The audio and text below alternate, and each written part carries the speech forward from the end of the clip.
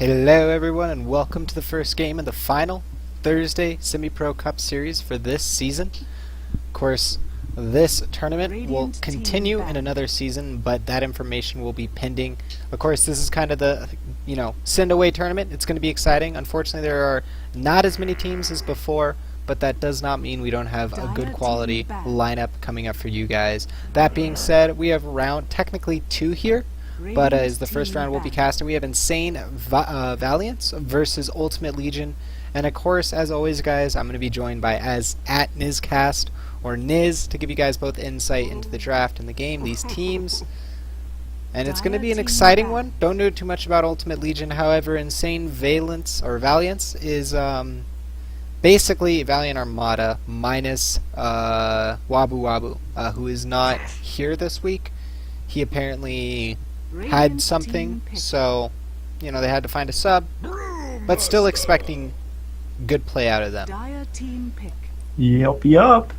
No big black holes. Well, I guess that will remain to be seen. So it's no Wabu tonight. He's typically their Brewmaster player, and I think so, right? Yeah. Yes, most definitely. Yeah. No, I was thinking maybe Baku played it once, but I could be completely wrong. But yeah, Wabu's kind of like that big playmaker when they throw him on a hero. So he's always on the game changers, I guess. Yeah. But yeah, we've seen PB&J do some work in the past, as well as Baku and kind of all the guys, Zealot or Boons. Yeah. Yeah. No, I'm definitely excited for it. We have so. For what it's worth, Super is, like you said, it is Poof. So I think, I'm not sure who last week we saw, who's still is officially on their roster, but either PBJ and McGruber are definitely going to be their subs. That being said, though, well, I really PBJ played a few games last week. Okay, then he must be there. He played the TA. Yeah, then he must definitely be the guaranteed replacement here for oh god, now his name is escaping me right now, but he was with them at the beginning of our casting with them a week and a half ago. But PBJ taking his place. McGruber is going to be the sub for Wabu, so we'll see how they play with him. Batrider and Lion. So Batrider, a hero that we've seen a lot of if you've been watching ESL 1. It's been a hero that's gotten some more shine, especially with players like S4 that can play it, and we recently saw just Alliance lose a game. It was a very close game. If you guys have not watched that, definitely bookmark and go watch it later because it's going to be amazing. And I'll stop with the spoilers there, but yes, it is definitely going to be an exciting match for the rest of it. Here though, a Brewmaster IO. Now this is very interesting. You can actually use the two in tandem pretty effectively, but again, heroes funny enough, heroes like Disruptor are really uniquely good at this against this combo, because when you glimpse a Brewmaster while he's splitting, the Brewlings appear where he's split. Or, sorry, where the glimpse sends him. So the Brewlings appear where, across the map. So a completely useless gank. I would really like to see them ban out that hero, though there's no guarantee that Ultimate Legion picks it. It's definitely a high threat. But yeah, IO Brewmaster can get in, create chaos immediately, and then there can be follow-up that is already in the area, and there's good ways to work around it. That being said, though, like we saw last week, Sven and other heroes can definitely complement an IO as well. Yeah, they're Ultimate Legion banning out the Morphling, which obviously pairs really well with the Wisp, especially if you want to run Morph in the mid lane. That's a really strong mid lane. To allow you to get off or to allow Morph at least to get off to a really good start, and especially with the change to runes, that means that Wisp is guaranteed to always get a rune for his bottle, which is absolutely huge. But yeah, nothing kind of unusual here so far. Probably the highest value hero still left around is Centaur. I guess Death Prophet's still around too. We've seen Death Prophet tearing apart the professional scene today. But that being said, Lion is... I guess the Lion's probably the most surprising, yeah. But, as a personal lover of Lion, and I think he's a very strong hero, I don't see him as a weak pick. I see him as a pick that if you don't have a purpose with a lion, then you're not going to get a lot done. What I mean by a purpose is, well, are you going to capitalize on an off lane and get a ton of kills on a solo off lane? Is that the goal with the lion? So then you're going to need something else with lockdown. Yeah, lion has a lot, but you want to have something with a little bit of damage and a little bit of lockdown and that kind of thing. Or do you want to roam with your lion?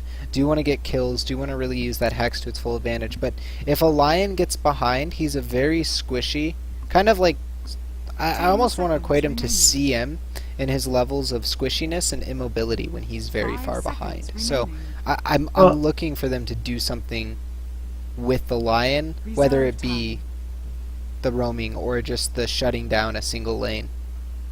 What I see as a theme already with Ultimate Legion is they're going for a lot of control in the team fights. They have Batrider, who obviously can just lasso someone and control them that way, and just kind of remove someone from the fight, whether it's removing them by killing them immediately with people focusing, or just taking them and pulling them away the hell out of the fight so they can't do anything. Ooh. And Lion does the same thing. He's got a lot of control, obviously 2 disables, similar to Rasta. But he does have that burst, which will help you bring down Brewmaster, and I see that as just a good option to take down Brewmaster. I think the changes to Lion in 6.82, although slight, with the damage increase to his stun, is actually quite noticeable in his ability, especially if you go defensive tri-lane, in his ability to actually kill an offlaner. It helps quite a bit. Mm-hmm. That was one of the things that Lion was really, really lacking. But they will go with the Bounty Hunter, so this actually sets them up with 2 traditional offlaners, but we have, actually not during the games that we've cast, but in prior SCSs, there has been Bounty Hunter played a few times, and I saw him play as support. Played by a friend, but he was played as support, and so some teams are experimenting with that. Yeah. But I would suspect that they will do it off lane. We'll see though. Traditionally, Bounty Hunter is definitely better at an off lane role. And with the new changes, to be fair, I think that there is more room for heroes like, we saw Riki offlane go absolutely nuts, and part of that was just the new makeup of the offlane, and part of that was also the fact that in that lane they had a very strong player on the Riki, but they also had a Jakiro with that Riki to help him really shut down the heroes, get kills, etc. So we'll see what they want to do with it, but I like you said, with the control, but something that's nice with control is if they win these fights with the lasso pulling out a target, they have the lion to multiple disable plus burst. Every kill they get with Bounty Hunter is a kill +1 because of track. And track is one of those spells that you don't see take part in the fight, but after a even or one it changes fight, the graphs quite a bit. It's insane. It's one of my favorite abilities in the spell or in the game, just because of that nature. My question is why did they pick the Bounty Hunter 3rd? Because typically they could have saved that to 4th. It's not like Bounty Hunter was going to get 5th, picked up. to be honest with you. So they're trying to hide something, or maybe that is support and it's not really giving too much of their lineup, or maybe it's off lane and they're going greedy and putting the Batrider in the jungle, even though they still have the possibility of bailing out of that and putting Batrider mid. Right. The reason they may want to do that, go with the Batrider in the jungle, is sets you up very greedily, and they've got 3 solo laners essentially now, is because you see the Wisp or the IO on Insane.Valiance, and that actually means we're not really that scared of any kind of aggro. I really like that pickup. So you can get greedy, but I think a really strong offlaner like a Tide or a Bristleback does really well if he's put up against only a dual lane rather than a tri-lane. So that kind of is a way of punishing that potential. Well, and also factor in, my first thought was, of course Watermelon's always good. We've said it in every cast, but Bounty Hunter and Dragonite, their last 2 picks are melee heroes. There is a 66% chance, assuming that Bounty Hunter is a core, that Tidehunter will go up against a core hero that he can affect, which means his lane will be stronger. And like you said, there's also that whole factor of, the lanes, if there is a Batrider jungle or something like that, Tidehunter is going to exploit that because of his strength. Right, a weak offlane can get by in those situations, but a strong offlane can punish in those situations, and that's what I like what you bring up. I talked about how the Wisp means that there's a tendency to not want to go aggro, or not be able to go aggro. Wisp can still go aggro, but it doesn't really work Yeah, I that feel well, like and it you has would to be wanna very bristle specific. back. But I think Ultimate Legion also can't go aggro, really, because, I mean, it would be nice if they could leave the Batrider top and have it 1v1 the Tidehunter, if that's how the lanes are shaping up. But then you don't really have the heroes to go aggro unless you put the Dragon Knight in the tri-lane. You know, I want to see them go 2-1-2 here, personally. I think their draft is really suiting up to be a great 2-1-2. I'd even like to see a Lich as their final pick. They have a lot of CC and lockdown. Yeah, they don't have any silences, but I think they could get a lot done with that setup. Lion and Lich are both very good solo supports at I don't pushing think they have young enough heroes. killing power. Okay, so yeah, I guess that's true. They go Lich, right? Until Dragon Knight gets to like the 40-minute tank, you know. That's essentially, if you go like Lich, that's essentially banking on entirely that Dragon Knight is going to have a really good game. And if Dragon Knight doesn't have a really good game, you're screwed. Or something snowballs in one of the two dual lanes, assuming it's a 2v1 and a 2v3. But there are other heroes that they could accomplish a 2-on-2 scenario with. The question is, do you think... Okay, they're going to go Death Prophet, so yeah, it will be a Bounty Hunter support. So definitely a lot of favor towards that, and interesting enough. I don't dislike it. I just personally think Bounty Hunter is more suited for a higher EXP and gold gain role earlier on. But that being said, he can still be a very good support. They can do that. You have to keep in mind, they still have the potential to do that really greedy lineup. Where the Batrider's jungle. They put the Batrider in the jungle. But that would mean like you'd probably want Dragon Knight. I feel like that's contra to the lineup they just picked, right? Because DP and DK have specific push timings where, yes, they can still do well later on in the game. There's no question there. And Sven but DK and Death Prophet have a specific timing at the end of the laning phase and the beginning of the mid game, where their ultimates and their first item makes them incredibly powerful, and they can get T1s. And if you run a very greedy lineup like Bat Jungle, you risk giving up that potential timing. So I feel uncomfortable about that, but it is possible, no question there. That's just kind of how I would feel about it, because you know, DK and DP easily can. They could put Lion mid with Dragon Knight.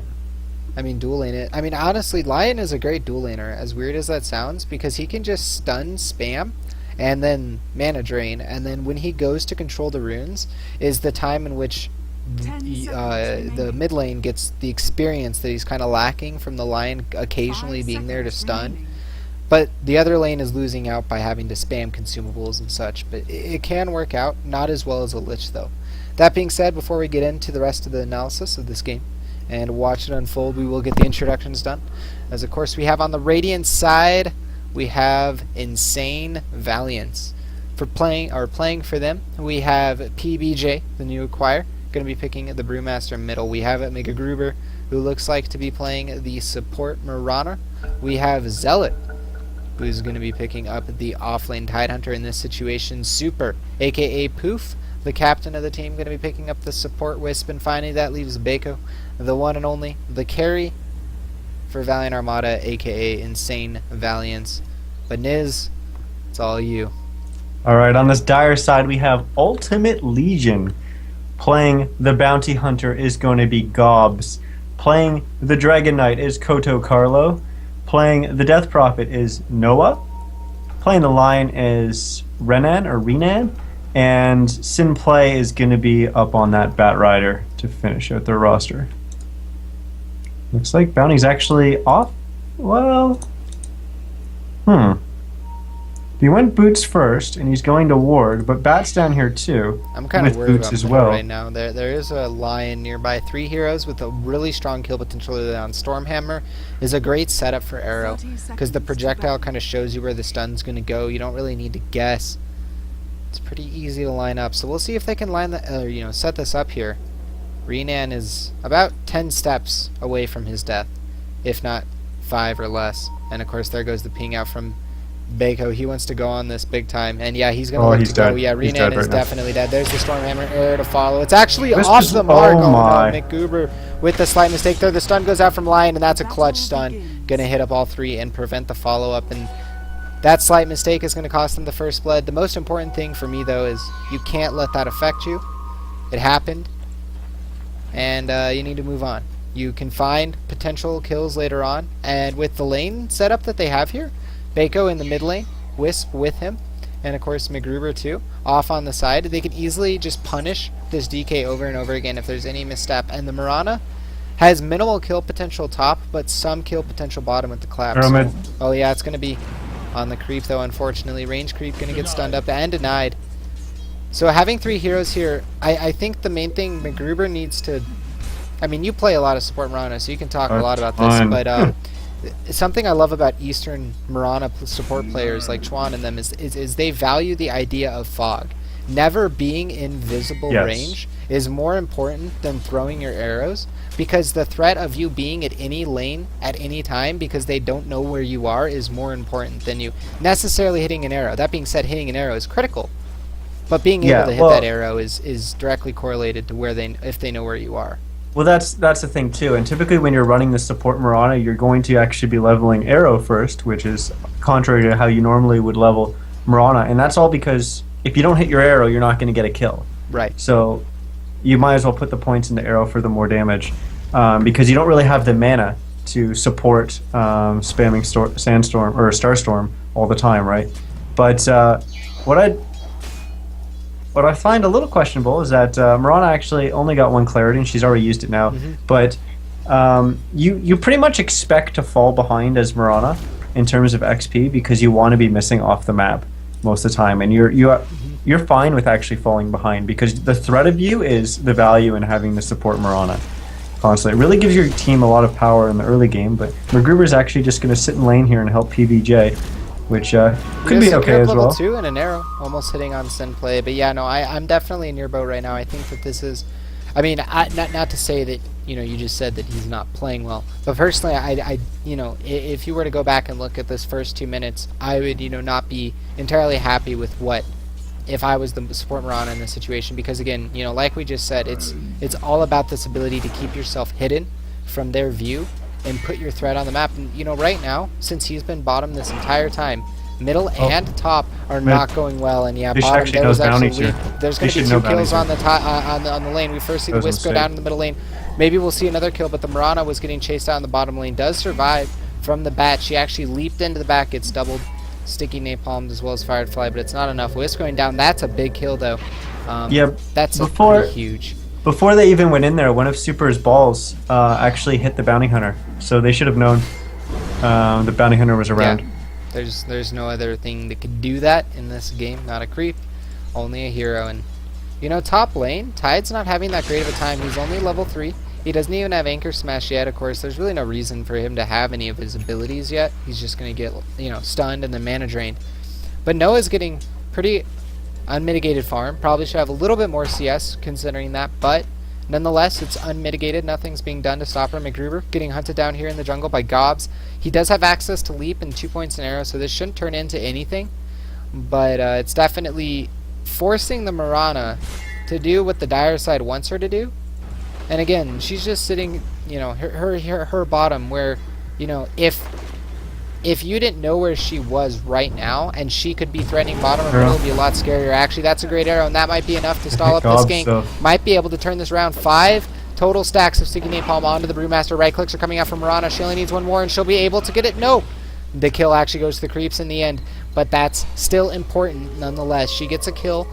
She gets experience. PBJ survives that encounter, and that arrow was more clutch than she realized at first. But they probably realized after a second that there wasn't a bounty hunter coming out to attack because he was stunned for 3 seconds. And Viz goes to Lion in the top rune. Top is missing. Yeah, they've been this support bounty hunter has actually done quite a bit already. He's just basically roaming around and being everywhere on the map at once, essentially, and that's kind of what the Mirana does too. But the Mirana's really been tied up in this bottom lane now, and Gobs has just been rotating around. Like, okay, there was one point where Sinplay had to drop back and go to the fountain, and Gobs was there immediately to soak up that farm or that experience. Bottom lane, probably in trouble. There's 2 stacks, and there's also Arrow's coming in. the arrow is actually on the mark. McGruber definitely making up for his previous mistake in that first blood. He does not want to miss any more clutch arrows. Will save PBJ's life.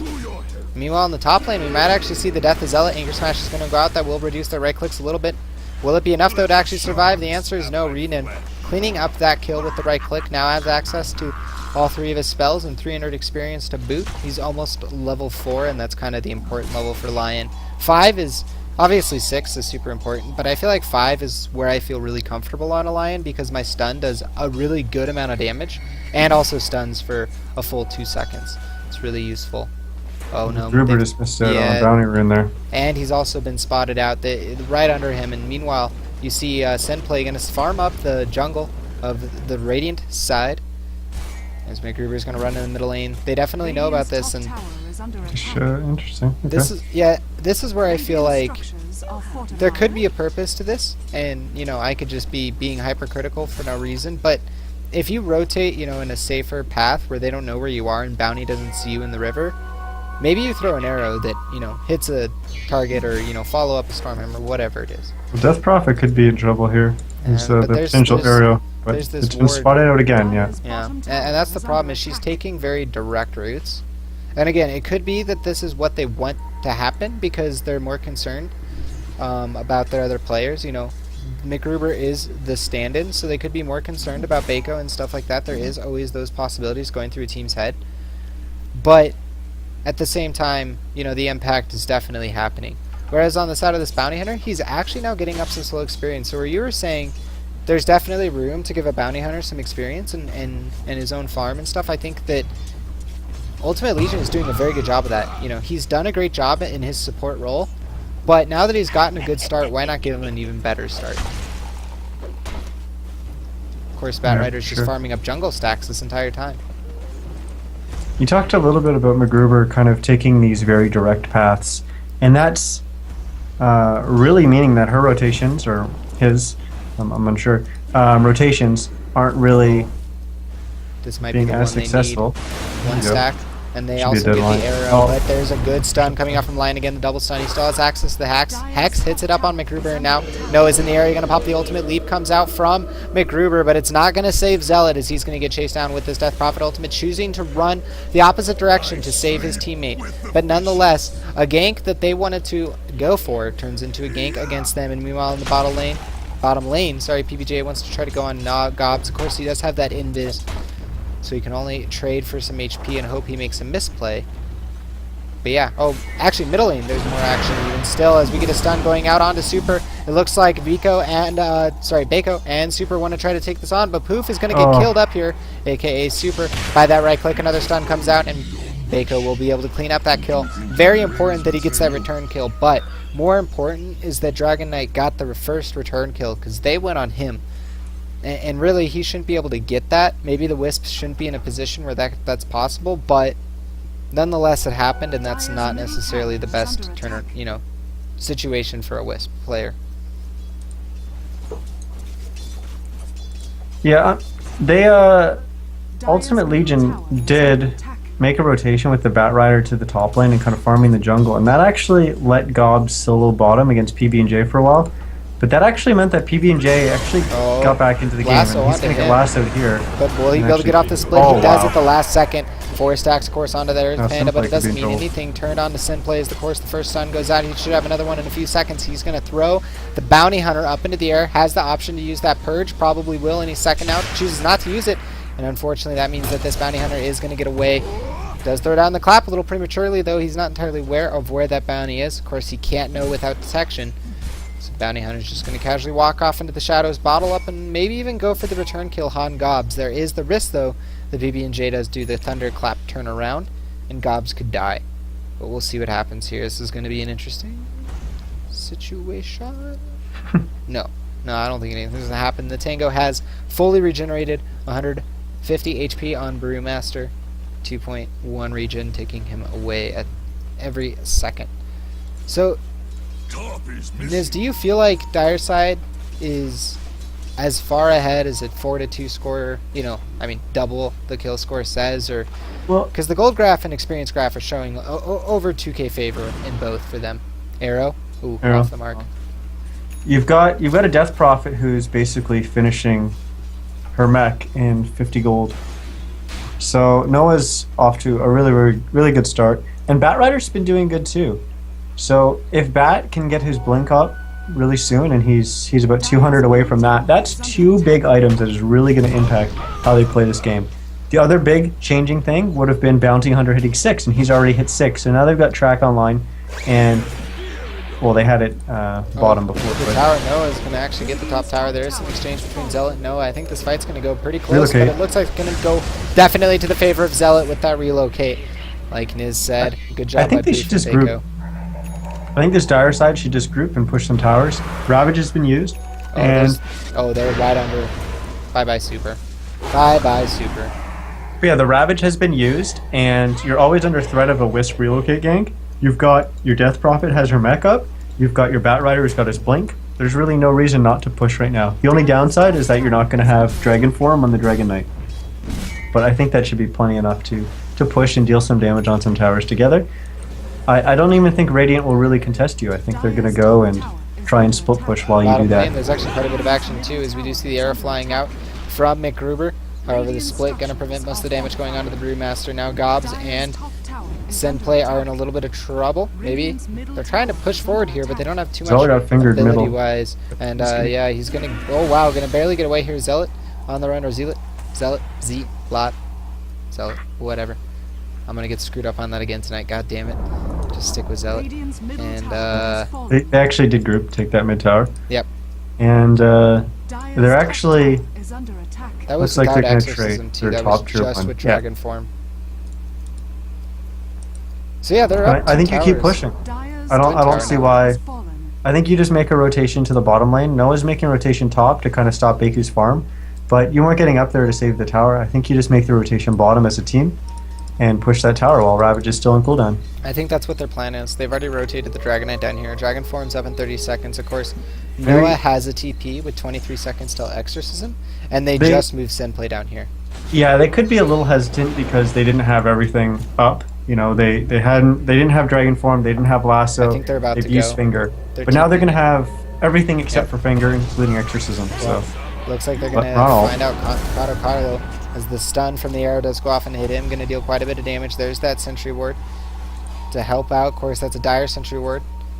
Now we see the rotation around from Gobs. I don't know if they have entire knowledge of this. They might have seen it. There was a ping spam. Maybe they saw him go into Ghost Walk, but they don't know exactly. well, they would have where seen he him. is. There's a sentry with an Oh, observer okay. ward, so Okay. they could have seen that rotation. Okay, so they do know he's over here. However, they don't know exactly where he is. Now he's going to reveal with that track, but that track's going to give Bat the chance to get in close, but not close enough to get a lasso. Actually, he chooses to use the flame break instead of lasso, and now he's Played going to so die. far. Senplay, little far in, too far in, will end up falling.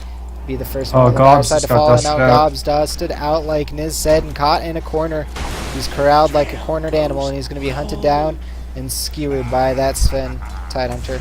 Gush finishing him off, and that push completely negated by the fact that honestly I think UL went past the tower. They went past the objective. Since it was mainly Sinplay. Sinplay just got really far Yeah. from the team, went a little too deep, and unfortunately that also pulled Gobs further away and got Gobs into a bad position. But McGruber had the dust, spotted They're him going out, to regroup up for it. They were and in got a second tower. Stun Arrow's goes out. coming in. Stormhammer, he's gonna Stormhammer, he's gonna blink to dodge that, but he can't dodge the arrow. 5 second stun on Bat Rider. I don't know if they'll try to turn this here. Looks like This is Panda's blink. Insane.Valiance is gonna go ahead and run away, and with that blink on the Panda, they might choose to reinitiate here. The blink is from the Bat Rider, gonna go on to Super. There's the Ravage is Stormhammer setting up. up on Oh, 2, here it comes. and here's the Ravage on 4. The arrows there as well to finish off one target, but 3 heroes left on the side of the Dire. It's not going well. Bat Rider on the run, or sorry, that's Dragonite on the run. Now Noah trying to continue the fight. Actually might be able to turn this around decently as they're cleaning up both the Wisp and the Tidehunter. Now McGruber's on the run, but Oh, a great Stormhammer again from Sven hitting on 2. They're going to clean up the Bounty Hunter, but they lose the Marana off the backside. Now PBJ getting focused up by the DK. Bako and teammate, aka PBJ, running off into the shadows. And that looked like a slightly favored trade for UL, even though they kind of got I mean, 4-man Ravage, two-man Stormhammers, like, that was great play from Insane.Valiance. I think that went really, really well for Ultimate Legion. Really, really well. Oh, you think it went really, really well. Okay, so you're... Well, like, I mean, everything was used. Like, the Ravage was used, and that's the one thing that's really scary to go up against in this team. And you managed to come out on a used Ravage slightly ahead. Not even just even, slightly ahead. And I think that's huge. And now they're even dewarding critical wards. I mean, this ward right here is definitely very important. They're going to re-engage on bottom here. And they don't have clap, but they are going to get the arrow. That's going to hurt Noah a lot with the blink clap. They could do a ton of damage, but they're just going to go for the normal clap, and they will get the kill. And now Kato Carlo in trouble as he's going to get focused up. There is no stun to prevent this TP, so he's going to get away, guaranteed. But this does prevent the push. Oh, Rena's going to come in on and finger. Oh no! Kill on Brewmaster, free for the Lion, walks away. I'll take your money, I'll take your friends, I'll take your family, and I'll walk away. Because that's what Finger of Death does. Oh. It rips you from the inside out. Oh, and the relocate. The action just doesn't stop on this side. Actually, no, it does stop because the blink away from Batrider are going to prevent that relocate from doing anything. Good minimap awareness. Even if you have vision or don't, you can see the relocate on the minimap no matter what. You don't need true sight like a ult to see it, nor do you need to have actual vision of it like Prophet. Yeah, that was a real low percentage relocate. Just kind of hoping that Bat was focusing a little bit too much on last hitting and not seeing it. But not the case. Haste on Tide. That's it's going to expire before he's at a useful time of Ravage. It will come off cooldown by the end of the use of the haste, but not in time to really make use of it. Baco's at 2100 gold. I wonder if he's going for a blink dagger again. I mean, they did like it last time. Arrow will miss Bounty Hunter by the chin. Hairs on his chinny chin face, but he probably will go invis in just a second. Try to scout out this positioning, try to give his team some sort of advantage. We have Arena in with the next level positioning just here. Smoke toward, I think. That or he's trying to wrap around on middle or bottom. He has his choice with the position he's in. He's with Sen play as well, so they have good turnaround potential, and actually Super is probably the highest percentage chance they have at a kill here because of how squishy he is. However, with Bako in the area, I don't know if this is going to be possible. There's the Stormhammer stun. Actually, it's on both, and that might be the death of both of them. Stun is going to come out from Lion. He does cancel it, as there was the flame break to disengage here. Gob's now going to chase here. There is the Shuri toss, but it's going to get dodged by the Blink Dagger. Arrow did fly out, but off the mark of everything else. McGruber leading for Insane.Valiance, or Valiance, as they want to try to turn this here. McGruber going to leap forward even to continue the charge here. Zealot going to get stunned up by Renan with that Earth Spike, and PBJ wants to continue still, has that Blink Dagger clap. Arrow's going to catch him. The arrow. No, good dodge by him. He's going to go ahead and back off a second. And if he would have continued on the path and his was 100% right, that would have been a headshot, but it's not. And we can see a fight under this tower potentially brewing here as we have 5 heroes from both teams setting up here. Yeah, that was actually really unfortunate for Ultimate Legion. Kodo Carlo ran in and he popped his ultimate to try and get the range done, but he was just too far. So now they have no Dragon Form, and the Ravage is still online. Lasso on CD2. Finger is up in 2 seconds. Arrow gonna miss this time. No lucky arrow for them. Of course, Bounty Hunter nowhere nearby. He's gonna go over to the middle lane to catch up some solo experience and farm, because they do have, one thing that is worth noting, they have pretty good D push. Of course, they have the Breathe Fire, they have the Crypt Swarm, and Batrider is really underrated for his deep push potential. He can Firefly up a wave. Oh, never mind. Relocate middle. Arrow gonna hit on Gobs. They also get the double dust. You only need 1, but they'll get the kill anyways. Now having 4 heroes Ravage here. Oh, they used Ravage, so they're gonna try to turn on this, but I don't know if they can actually turn on this in time. A great stun again from Roman with this. Bako does have Blink though. Oh, he does. You're right, but can he get anything done with it? He's already lost his Tidehunter. His Wisp is on the other side of the map right now, and it looks like actually Count Carlo is going to get the kill on the Wisp over on the other side of the jungle, and the Radiant side. He might go too far. Valiance just too spread out, and Gob's going to get hit up by the arrow, and they might be able to just get 2 full kills off of this. Not going to go for Renan. Of course, Stormbolt, not too long of a stun. Decent and long, or Stormhammer, sorry. Decent duration, but not the longest in the world. But wow, Niz, I mean, honestly, it's kind of back and forth, but in this situation, I feel like UL is just doing a slightly better job at taking advantage of the Wisp ganks than Insane.Valiance is doing with taking advantage of their Wisp potential, if that makes sense. Oh, I definitely agree with that. The one thing I did want to point out is that arrow from MacGruber flew in and hit Gobs, and the closest person that was going to be able to help Gobs is Renan. And Bako actually did a good job of blinking in and stunning Renan so that he could just clean up the kill on Gobs with auto attacks. He could have very easily just thrown the kill, thrown the stun on Gobs. Will they be able to get this kill though? And they would definitely need it after that slight turnaround that occurred. They did lose, of course, like you said, Gobs off the back of that. They almost lost Renan. So PBJ gets away, and Lasso used again. I think this is the third Lasso that's kind of been ineffective overall in its usage. Unfortunately, Sinplay just not finding the right moments to use his Lasso, and Just gotta blink out of here. Oh yeah, PBJ. Well, you should have seen the bounty hunter. Definitely. Alright, here we go. TP in from Sven, cancelled. That means Mirana should not finish this TP at all. She should cancel it, but she is going to actually finish it. She's Interesting decision here. They're going to go ahead and relocate in. PBJ blinks, claps, misses on all of them, but the Stormhammer's on mark. Going to go ahead and get Renan. He's down on the ground, but Noah getting that ult off, getting the Yules off, going to turn around and run away. He still has access to the mech. Zealot going to come in here, does not have Ravage, but has that Gush, dealing quite a bit of damage. Mech has already been used, and there's just too much physical damage. Cleaning up both of those kills right there. As we see 2 on the side of UL, and that was a very important fight. 2k experience change. We see a 6k gold, or sorry, 1600 gold change, but it's not over at all. Brewmaster falls in the end. That's going to change the graph in the other direction. MacGruber trying to run right here, but Zealot is more in trouble as he does have Conto Carlo chasing him up. There's another good Stormhammer from Bako.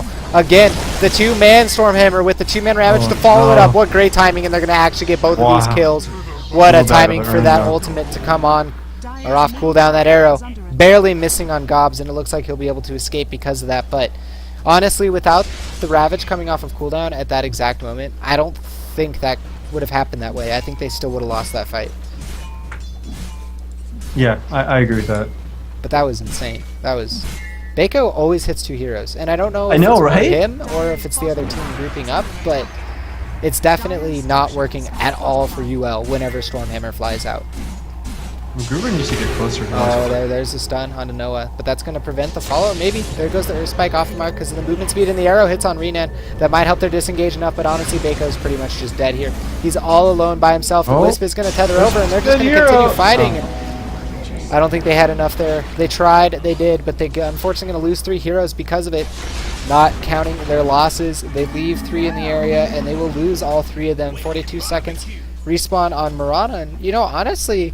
From the start that MacGruber had, he's caught up in a lot of good ways, but that fight, definitely not what they needed. Now the gold, the shift is just insane compared to what they gained at the beginning of that when they pushed. Yeah, I think MacGruber's been a lot more successful and a lot more impactful in this game than he was in kind of the first 5 minutes.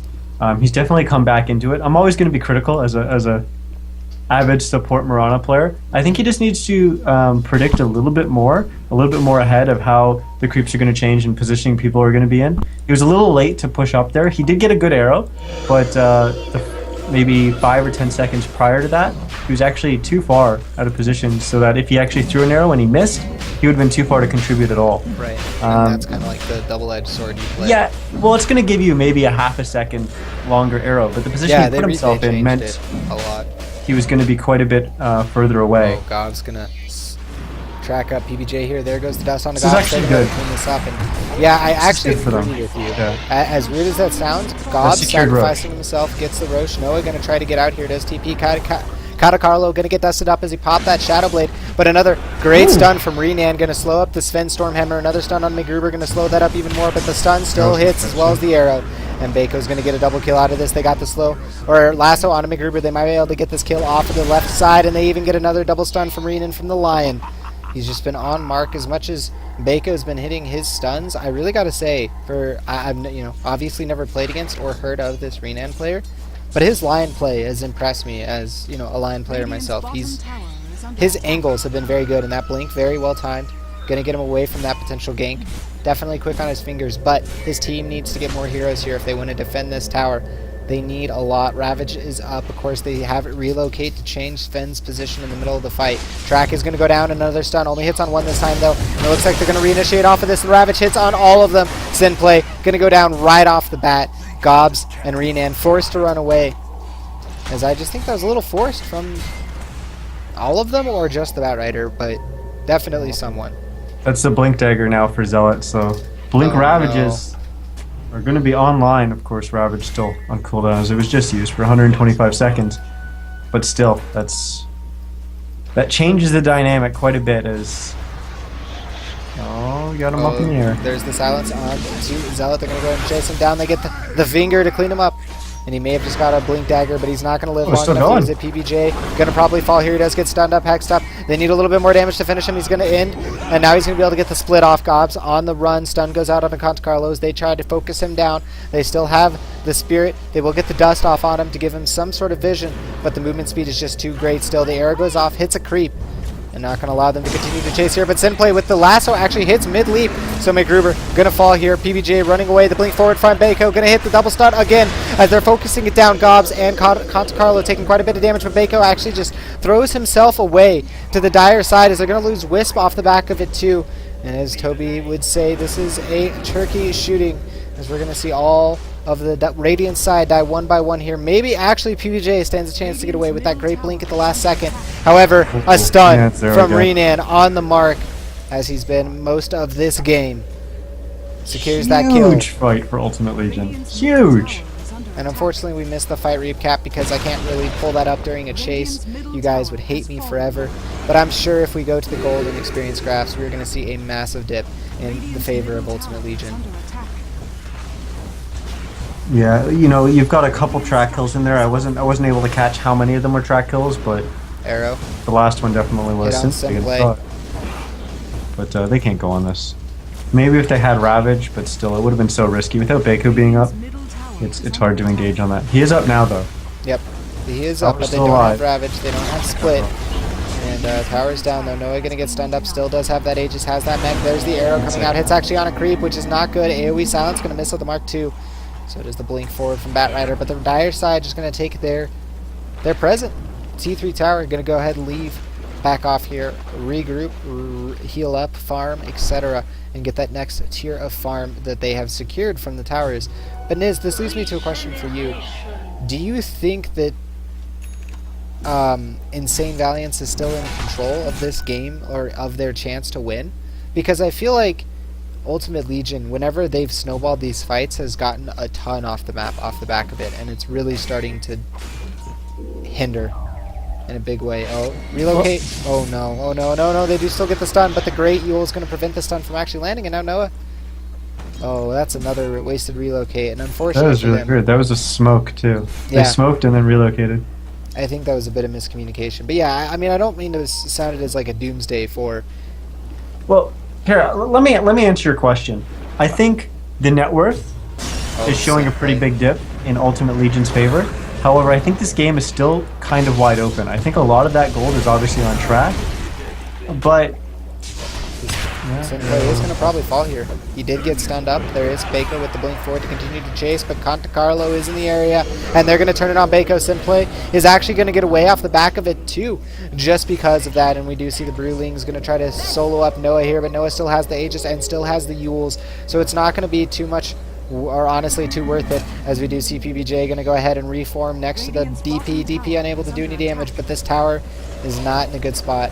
But Niz, yeah, sorry, if you want to finish your point, because I know stuff has happened since then, but arrow actually hits, but not enough. Actually, no, McGruber going to die anyways, as he tries to get away from that area. I'm surprised he didn't leap over the edge right here, and then, like, run up this way. But, yeah, not good. I think the net worth is obviously quite one-sided, but I think the game's closer than the net worth graph would suggest. I think there's obviously more gold on the Dire side, but on the Radiant side, you've got a Tidehunter and a Wisp. Two heroes that, once they've got their core, they don't really need a ton. Yes, you'd like to see your Tidehunter get closer to a Refresher, but that's quite a ways away anyways. Even if he was really close to it, or even if he had like 2,000 more gold, that wouldn't really change his impact in the team fights too much. So 2,000 more gold or 3,000 more gold Tidehunter's way wouldn't really change the way that fights are going. So you could say that the net worth is a little less valuable in those heroes, so that discrepancy isn't quite as large. But, you know, that means that Lion is actually, Renan, he's only 600 away from his Egg Scepter. That would be huge. That's like a huge change the other way, right? Where that's the net worth coming back to you from the Bounty Hunter, and that's just going to allow you to get stronger and stronger. But I mean, Bounty Hunter hasn't really picked anything up that's going to make him a huge difference maker in the fight. Yes, he's picked up a Blink Dagger, which helps him position better, and some people may think that's a little questionable of a pickup, but it's actually really, really good, and allows you to do a lot more as a Bounty Hunter, especially against Sentry Wards and Gems and stuff like that. If you haven't seen a ton of this game, but it still allows you to always be effective. Yeah, well, this middle tower is under threat by Insane.Valiance. They are going to see this TP. Oh, this is going to be a big fight here as we do have the Hex going out. Stun goes out onto Zealot. They're going to try to focus Super off the bat. Carlo can't see him anymore because of that. Mirana ult, great timing there from him. Prevents most of this engagement from continuing. They're going to throw Mirana up into the air, but again, that ult is going to hide her for just a second longer. She might be able to get away here. No. Finger going to clean her up. They are going to run into Zealot. Do they try to engage on it? They will get the silence on him, which might prompt them to continue the chase, but the blink away at the last second as the flame break was about to connect allows him to escape. However, Carlo off to the side, going to get the stun on PBJ, and it looks like they're just going to take their push and clean up the last T2. So, like I was saying, I think the net graph is showing quite a big lead for the Dire side. I thought it was closer than that, but still, Ultimate Legion is ahead. One thing is probably a mute point now. I'd like to see some detection online. If someone else buys a blink grab, it's going to be huge. But can they make something big enough out of it? They are going to get none dead off the bat, as they do have Mirana already on the sidelines from before this fight. Lasso goes off onto Bako. Going to try to pull him off to the side, but Zealot's dropping low. They do clean up the Death Prophet before the ult does too much, and that's an important kill, but they've lost the Tide as well. They're going to try to continue to chase, but they're running in Firefly, so remember, they can't actually see anything, and off the back, Carlo is going to clean up the Wisp, and now they have the Bounty Hunter continuing to chase here, and this is where that Blink Dagger becomes very important, because all of their heroes can quickly move about and continue this chase. Arrow going to fly out and hit on Gobs, but PBJ is stuck in the trees. If they get sight of him, they're going to be able to kill him, but it doesn't look like they're going to be able to get sight of him. They don't have anyone who has current flying vision, i.e. Firefly, and they don't really have intentions to chase him. I think their bigger intention is this big target right here, the middle melee racks. Radiant's middle barracks are under attack. They will go for range first, though, making the safer decision. Not necessarily the right decision, but the safer decision. No, you should definitely go melee here, but no big deal. They will get both. Creeps attacking the melee will make it a little easier. What was that 4-step? I guess they're trolling each other. They feel like they're definitely a little farther ahead than they are in this game, and this will come back to bite them. We'll see what happens here. Arrow going to hint on Carlo, and honestly, he stayed his welcome far too long. Stun going to go out from Lion, miss completely on the mark, and now the escape has begun. The question is, can they get away? Blink forward and TP from Senplay. Super is going to continue to chase with those balls for Vision. Going to hit on Gobs and Carlo, but now Super overextending the chase. The blink forward from Zealot. Going to try to save his teammate, but no hope there. Zealot on the run now, getting slowed up by that dragon form. Slow. Going to take quite a bit. The stun goes out onto Gobs from Sven. Going to slow up his advance, but meanwhile PBJ in the middle lane going to get stunned up, focused up, and killed off here as Carlo going to pick up a double kill, and that's GG. Game. Well played. That was a good game. Wow. Yeah, it was a really good game, but, you know, honestly a little surprising to me. Insane.Valiance does take a little bit of a slip and a fall here and loses in round 1. But considering to a team that, you know, I haven't really heard of or no one's heard of, they definitely played like a strong team. Like, they played Dota. Like, they did not, you know, I don't know how to make that sound without making it sound bad, but they played the game very well. They understood their lineup, in my opinion, and they did a good job with it. Like I said, they definitely, that Bounty Hunter pick, I think might have thrown, I think it might have thrown them off balance a little bit, and maybe they got a little too concentrated on it. I'm not going to say this was at all a draft win or draft loss by any means, but I think that Bounty Hunter really messed with them quite a bit, and both in the draft and in his play. He moved around, and just by them having the Bounty Hunter, that actually really locked down what the Mirana was able to do. We saw Magruber really struggle, and he had some opportunities early, but then he got stuck in the bottom lane. It was really hard for him to make rotations. You could argue that maybe he should have picked up a smoke or something off the start to allow him to rotate through some of those lanes and avoid wards. But still, with Bounty Hunter always there, it's just going to be very, very difficult to make kind of those rotations. So the Bounty Hunter pick really tied up what the support Mirana was going to do. But still, when the fights were happening, you know, they got their items that they needed. The Bat Rider got the Blink early on, the Death Prophet got the mech in, I believe, 9 minutes.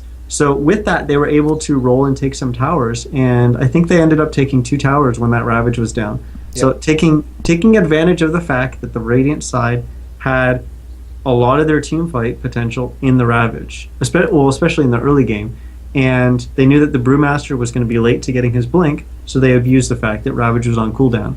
And from there, I think they just played a good, solid game.